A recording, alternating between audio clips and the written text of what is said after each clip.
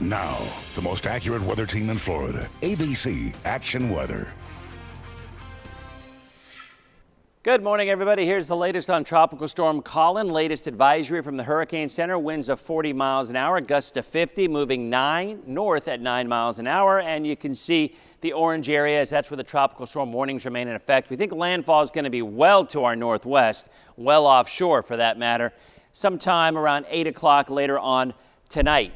Remember, this far out and this far away, winds will not be the biggest issue for us. It'll be more of a rain event, some flooding, and maybe an isolated tornado is a possibility. But again, I think water will be a much larger issue, not just the rain, but the possibility of an unusually high tide later Monday afternoon, about 2:30, 3 o'clock. Overnight through first thing in the morning, heaviest rain will start along the coast. It'll continue to roll in through the day off and on. We'll have bands of rain come in. Some will be heavy, then you'll get a break, maybe a peak of some sunshine, and then you get another band come in another hour or 90 minutes away. That'll continue until early evening on Monday, and then our weather begins to wind down as the center of Colin pulls away. This is what we can expect. Our biggest concerns: heaviest rain 6 a.m. to 6 p.m., 4 to 6 inches of rain along the coast. That's a pretty good indicator. You go inland, you're only talking an inch or two from Polk County down to the south,